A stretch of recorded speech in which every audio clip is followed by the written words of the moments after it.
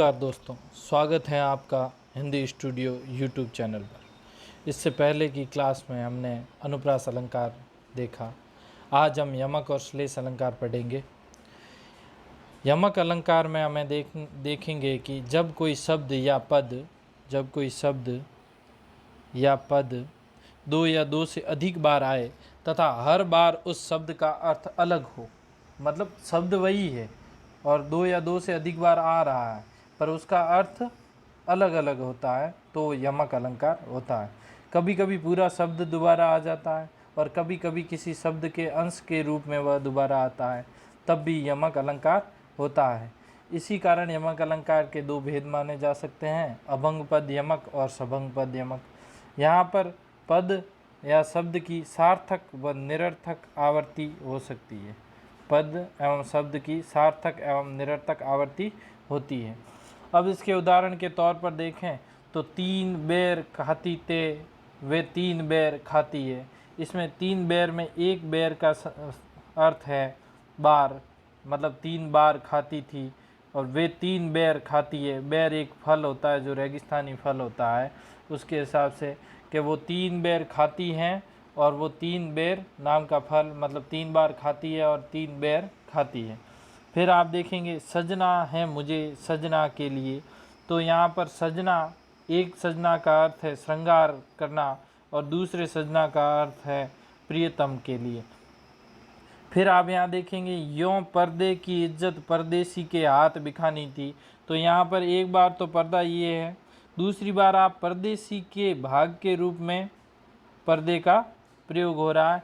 इस कारण पर्दे की दो बार आवृत्ति हो रही है, अतएव यहाँ पर भी यमक अलंकार है। यमक अलंकार का शानदार उदाहरण है सारंग ले सारंग चली सारंग पूगो आए, सारंग ले सारंग धर्यो सारंग सारंग माए। अब यहाँ पर पहला जो सारंग है उसका अर्थ है घड़ा, पहला सारंग है उसका अर्थ है घड़ा, दूसरे का सारंग का अर्थ है सुंदरी, दूसरे सारंग का अर्थ है सुंदरी, तीसरे सारंग का अर्थ है मेघ या बादल या वर्षा, मेघ या वर्षा। फिर है सारंग, चौथे सारंग का अर्थ है वस्त्र, एक का अर्थ है घड़ा, और फिर वापस सारंग सारंग माए, और उसमें सुंदरी एक का अर्थ और दूसरे का अर्थ है सरोवर। तो यहाँ अर्थ क्या हो गया, पहले सारंग में देखिए घड़ा ले सारंग, सारंग ले सारंग चली, घड़ा लेकर सुंदरी जाती है। सारंग पूगो आए और वर्षा अर्थात मेघ वहाँ पर आ जाता है और बारिश करता है। फिर सारंग ले सारंग धर्यो, और वस्त्र लेकर वो भी घड़े में घड़े सहित गिर जाती है, किसमें, सरोवर के अंदर, सुंदरी सरोवर में गिर जाती है। फिर इसके बाद आगे देखते हैं यमक अलंकार के दो भेद है, अभंग पद यमक और सभंग पद यमक। कौन कौन से, अभंग पद यमक और सभंग पद यमक। अभंग पद में अपन को देखना है जहाँ पद या शब्द अनेक बार आए तथा पद को बिना अलग किए, पद को बिना अलग किए, पद को बिना अलग किए ही हर बार अलग अर्थ हो, वहाँ अभंग पद यमक अलंकार होता है। जैसे यहाँ पर बसन और बसन के लिए देखिए, बसन और बसन, यहाँ पर किसी भी प्रकार का कोई भी पद को अलग नहीं किया जा रहा है, तोड़ा नहीं जा रहा है। तो देखिए बसन देहु ब्रज में हमें बसन देहु ब्रज राज, तो इसका अर्थ आप देख सकते हो कि बसन एक का है वस्त्र और दूसरे का अर्थ है बसने रहने, बसना या रहने से है। फिर उदाहरण देखिए कहे कवि बैनी बैनी ब्याल की चुराए लीनी, यहाँ पर पहला तो बैनी का अर्थ कवि से है और दूसरा बैनी का अर्थ चोटी से है, ठीक है। फिर अगला देखिए हरि हरि रूप दियो नारद को, हरि, पहले हरि का अर्थ विष्णु है, दूसरे हरि का अर्थ बंदर से है। ये पुराणों में अपने एक कहानी चलती है जिसमें नारद जी को ये घमंड हो जाता है कि मैं नारायण का सबसे अच्छा भक्त हूँ, सबसे प्रियतम भक्त मैं ही हूँ, मैं मेरे जैसा भक्त नारायण का कोई नहीं है। तो नारायण एक लीला करते हैं और एक सुंदर स्त्री और सुंदर राज्य का निर्माण करते हैं, और नारद जी उस स्त्री पर आसक्त हो जाते हैं और वो हरि से अर्थात नारायण से, विष्णु से उनके रूप को मांगते हैं। पर हरि का रूप मांगने के कारण विष्णु उसे बंदर का रूप दे देते हैं और नारद जी उस बंदर के रूप के साथ उस स्त्री के सामने जाते हैं। तो वो कहानी है। फिर आप देख, इसी कारण हरि हरि रूप दियो नारद को, अर्थात विष्णु ने बंदर का रूप दिया किसको? नारद जी को। फिर देखिए सबंग पद यमक, जहाँ कोई पद दो या दो से अधिक बार आए तथा उसके खंड करने पर, यहाँ पर आपको ध्यान रखना है, क्या करना है? खंड करने पर अलग अलग अर्थ हो, वहाँ सबंग पद अलंकार होता है। जैसे आप देखिए कुमोदिनी, मानस मोदिनी, कहीं कुमोदिनी कुमुद नाम का जो पुष्प होता है, कुमोदिनी पुष्प, और मोदिनी से यहाँ पर अर्थ है प्रसन्नता देने वाला या देने वाली, देने वाली या वाला। फिर देखिए रसिकता सिकता सम हो गई। रसिकता का मतलब यहाँ हो गया आनंद की स्थिति, आनंद की स्थिति, और सिकता का अर्थ हो गया, सिकता का अर्थ रेत या बालू, अर्थात आनंद की स्थिति बालू के समान हो गई। और फिर तुम तम में, मैं प्रियतम में हो ध्रुत अंतर्धान। तम का मतलब यहाँ पर अंधेरा या अंधकार है, और यहाँ पर जो तम का अर्थ है वो है सबसे। तम एक प्रत्यय होता है जिसका अर्थ होता है सबसे, जैसे प्रियतम तो सबसे प्रिय, ठीक है। तो फिर तुम तम में, मैं प्रियतम में हो द्रुत अंतर्ध्यान। तो आप देख सकते हैं प्रियतम में जो तम है उसका क्या किया जा रहा है? खंड किया जा रहा है। यहाँ पर रसिकता और सिकता में देखिए, रसिकता में र हटा के फिर सिकता लाया जा रहा है, तो इस कारण क्या हो रहा है? खंड किया जा रहा है। और कुमोदिनी में मोदिनी, ये कू उपसर्ग घटाया जा रहा है, तो यहाँ पर भी खंड किया जा रहा है। इस कारण यहाँ पर क्या होगा? सबंग पद यमक होगा। फिर देखिए श्लेष अलंकार। श्लेष अलंकार मतलब जहाँ कोई पद एक बार, मतलब पद क्या है? पद तो एक बार आता है, लेकिन विभिन्न संदर्भों में, मतलब अलग अलग संदर्भों में उसके दो या दो से अधिक अर्थ अभिव्यक्त हो, वहाँ श्लेष अलंकार होता है। शब्द वही है, वह एक बार ही आ रहा है, पर अलग अलग संदर्भों में उसका अलग अलग अर्थ आ रहा है, इस कारण वो क्या होगा? श्लेष अलंकार होगा। श्लेष का शाब्दिक अर्थ होता है चिपकना, और यहाँ पर अपन देख सकते हैं कि शब्द में एक से ज़्यादा अर्थ चिपके हुए होते हैं, इस कारण श्लेष अलंकार होता है। जिस पद के कारण श्लेष अलंकार होता है, या फिर जिस पद के दो या दो से अधिक अर्थ अभिव्यक्त होते हैं, उसको क्या कहेंगे? श्लिष्ट पद कहेंगे। श्लेष अलंकार भी दो प्रकार के होते हैं, अभंग पद श्लेष और सबंग पद श्लेष। अभंग पद श्लेष यहाँ पर देखेंगे जहाँ कोई पद एक ही बार आए तथा उसे बिना भंग किए, यहाँ पर भी क्या है? बिना भंग या खंड किए ही उसके दो या दो से अधिक अर्थ निकले, तो वहाँ अभंग पद श्लेष होता है। वहाँ पर क्या होगा? अभंग पद श्लेष होता है। अब यहाँ देखिए, जहाँ गांठ तहाँ रस नहीं, ये जानत सब कोई। अब आप इसमें एक कहानी देख सकते हैं, यहाँ जहाँ गांठ तहाँ रस नहीं। आपने गन्ना देखा होगा, गन्ने के जो जोड़ होता है वहाँ पर रस नहीं होता है, गन्ने के जोड़ में रस नहीं होता है। और मनुष्य के भी यदि कहीं गांठ पड़ जाए, मन में विवाद आ जाए, कुंठा आ जाए, बीच में लड़ाई हो जाए, तो उसके बाद वो वैसी मित्रता नहीं हो पाती, वैसा बंधन नहीं बन पाता। तो वही बात यहाँ पर कही जा रही है कि जहाँ गांठ तहाँ रस नहीं, यह जानत है सब कोई। तो देखिए दो भाई है, दो भाइयों की गन्ने के कारण लड़ाई हो जाती है, और गन्ने के कारण लड़ाई होती है तो एक भाई दूसरे भाई को समझाता है कि देखो जहाँ गन्ना है, गन्ने में गांठ पड़ी है, वहाँ पर रस नहीं है। उसी प्रकार मानव में भी जब लड़ाई हो जाए, विवाद हो जाए, तो उसके बाद क्या होगा? किसी भी प्रकार का रस नहीं बचता है, आनंद नहीं बचता है। फिर आगे देखिए, सुबरन को ढूंढत फिरे, सुबरन को ढूंढत फिरे कवि कामी अरु चोर। और यहाँ पर आपको देखना है कि ये देखिए सुबरन जो शब्द है, पद है, इसके एक से अधिक अर्थ आ रहे हैं और सबके अलग अलग परिप्रेक्ष्य में अर्थ आ रहे हैं। देखिए कवि, कामी, अरु और कवि, कामी और चोर के लिए अलग अर्थ आ रहे हैं। कामी व्यक्ति वह व्यक्ति होता है जो स्त्रियों में अधिक आसक्ति रखता है, काम में आसक्त रहता है, वह कामी होता है। देखिए कवि के लिए सुवर्ण का अर्थ क्या होगा, कवि के लिए सुवर्ण का अर्थ क्या होगा, तो वो होगा मधुर वर्ण कवि के लिए, ठीक है। और कामी पुरुष के लिए सुंदर रंग वाली स्त्री या सुंदर वर्ण वाली स्त्री कामी के लिए। और चोर के लिए सुवर्ण का अर्थ सोने से या स्वर्ण से होता है। तो सुवर्ण के कितने अर्थ हो गए यहाँ पर, 3 अर्थ हो गए। वैसे ही पानी गए न उबरे मोती मानुष सुन, ये रहीमदास जी का दुआ है जिसमें कहा गया है रहीमन पानी राखिए बिन पानी सब सून, पानी गए न उबरे मोती मानुष सुन। तो ये जो पानी है इसके अलग अलग अर्थ निकल रहे हैं। कहा जाता है, रहीमदास जी कहते हैं कि पानी रखना चाहिए, बिना पानी के जीवन क्या हो जाता है, सूना हो जाता है, बिना पानी के सब सूना हो जाता है।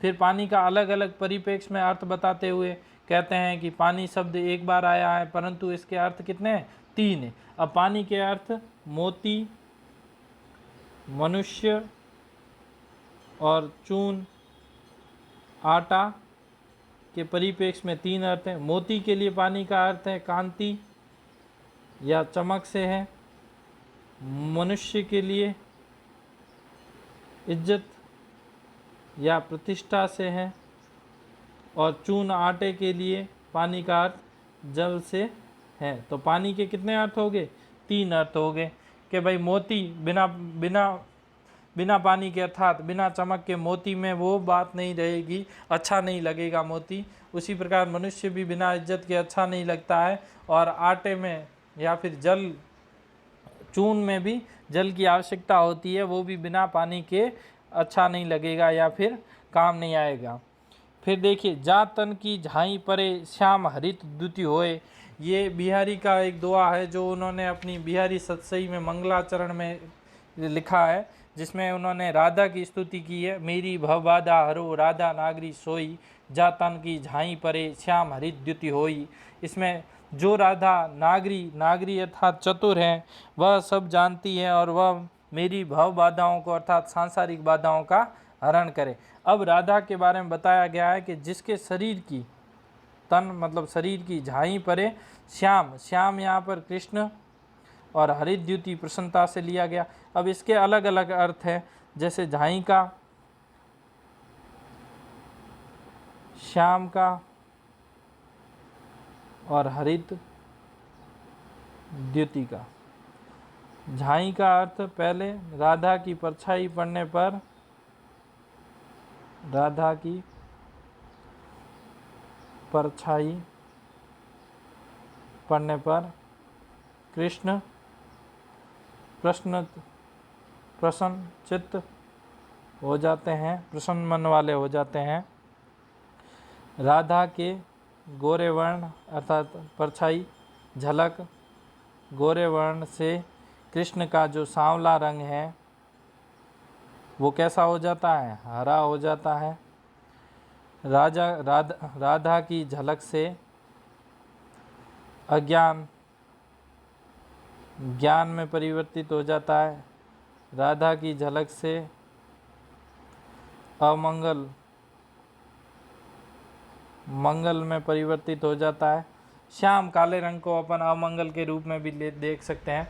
तो जा तन की झाई परे श्याम हरित द्युति होए, वहाँ पर बिहारी राधा की स्तुति करते हुए कहते हैं कि राधा नागरी हैं अर्थात चतुर हैं, वह सब कुछ जानती हैं, वह मेरी सांसारिक बाधाओं का हरण करें।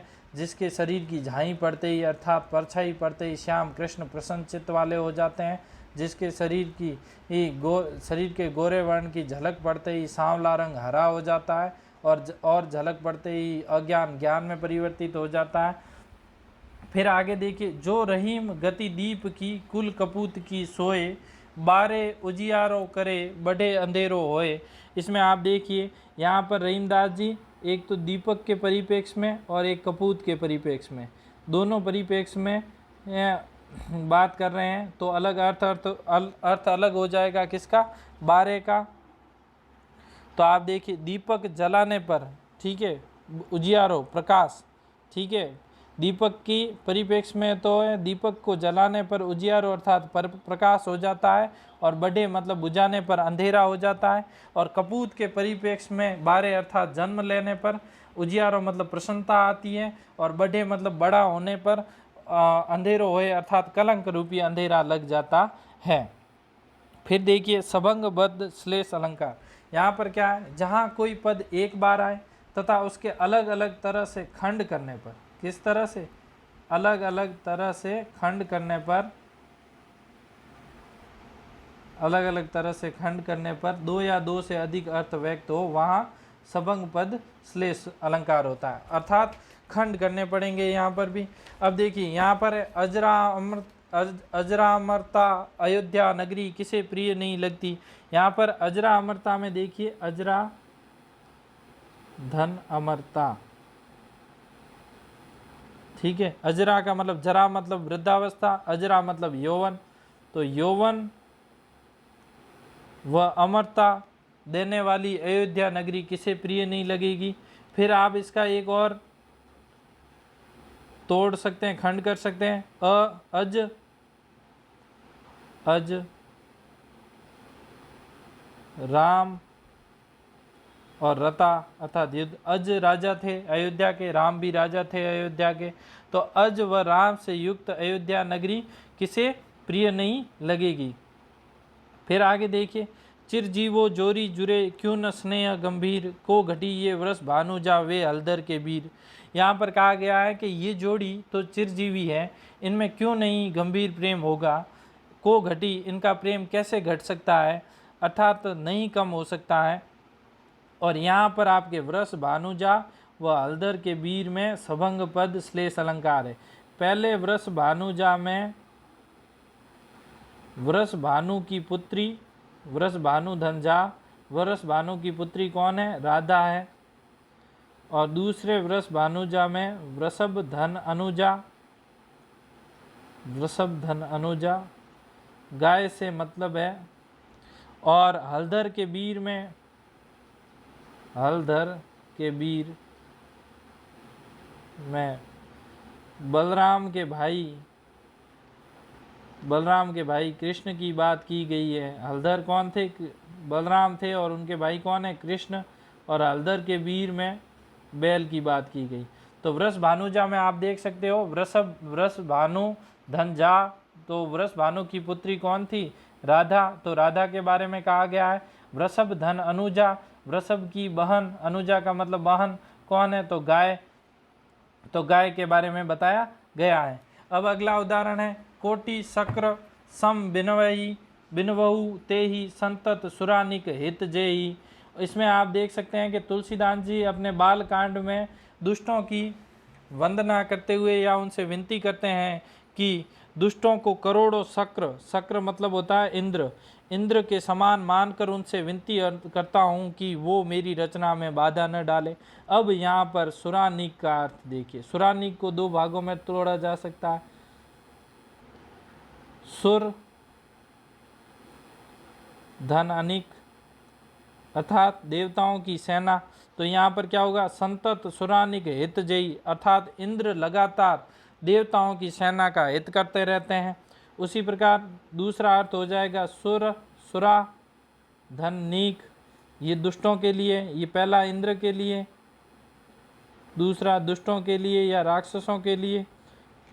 तो दुष्टों के लिए उन्होंने कहा है कि दुष्टों को अर्थात जिन्हें सुरानीक, सुरानीक का मतलब यहाँ अहंकार रूपी शराब, और नीक मतलब अच्छी लगती है, सुरा मतलब शराब और अच्छी लगती रहती है, जिन्हें हमेशा क्या अच्छी लगती रहती है, अहंकार रूपी शराब अच्छी लगती रहती है।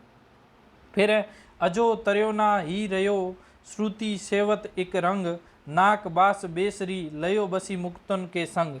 यहाँ पर बिहारी क्या कह रहे हैं, अजो तर्योना, तर्योना का अर्थ है कर्णफूल, जो कान का आभूषण होता है, कि अभी तक तुम क्या हो, कर्णफूल ही रहे हो, किसकी, श्रुति सेवक एक रंग, श्रुति मतलब कानों की सेवा करने के बावजूद भी अभी तक तुम क्या हो, कर्णफूल ही रहे हो, अनन्य भाव से सेवा की है फिर भी।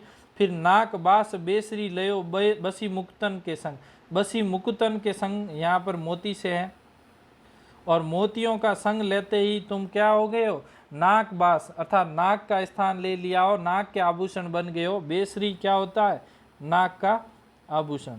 तो आपके बेसरी में आप सबंग पद श्लेष देख सकते हैं।